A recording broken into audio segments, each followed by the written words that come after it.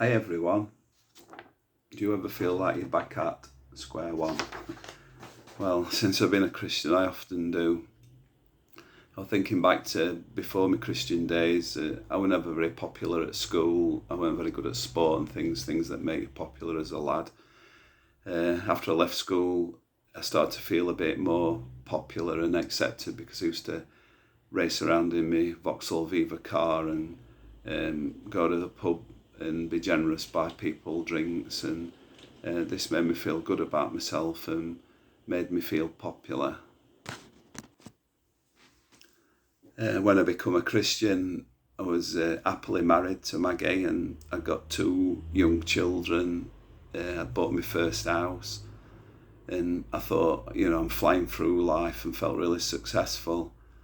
And then when I became a Christian and found out more about God and so on, I realised I were really at square one. I thought I were miles ahead, but I weren't. I were at square one, and there was so much to learn about God, about love and faith. Thinking about square one, it made me think about the game of snakes and ladders, where you throw a dice and whatever you get, you go along, and if you're lucky, you get on a ladder and you go up the ladder, and if you're unlucky, you land on a snake and you end back at the beginning, and you can end back at the beginning right at the end of the game, and it's dead frustrating. But this weren't a game of snake and ladders. This were like Jacob's ladder, which is in Genesis 28, where he has a dream about a stairway to heaven, and I felt like that God was saying to me, come on Mark, get on this ladder and I'm going to show you the way to these things, to love and faith and to trust. Unfortunately, as you're trying to get up the ladder, just like in the game, there is a snake. In Genesis 3, Adam and Eve meet him and he encourages them to not trust God, to eat the apple off the tree. And, God curses him and says, now then serpent, you're going to crawl on your belly for the rest of your life.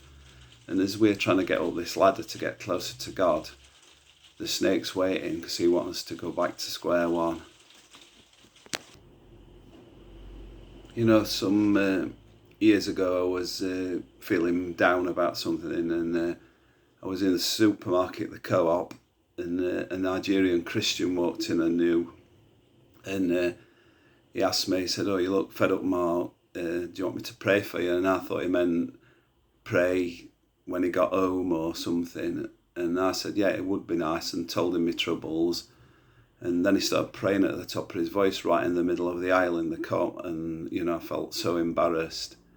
But afterwards he talked to me and he said something that stuck with me, and he said that the devil, the serpent, the snake, is full of pride, and imagine him at side of yourself and he's sticking his chest out and he's going, I've defeated this Christian, he's not going to get up again.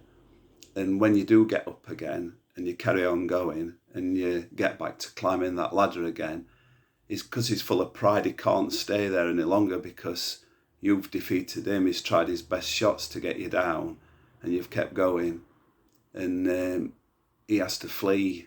And that's where that thing in the Bible, that saying, resist the devil and he will flee, will come from, because he's full of pride. He can't take it when he don't defeat us. You're never really back at square one at all. Once you're a Christian, once you've asked Jesus into your life, you've got a place assured in heaven. So don't let the enemy tell you, don't let the devil tell you you're back at square one and make you feel down about it today. Whatever you're battling with, being more truthful, things resisting abusing your body,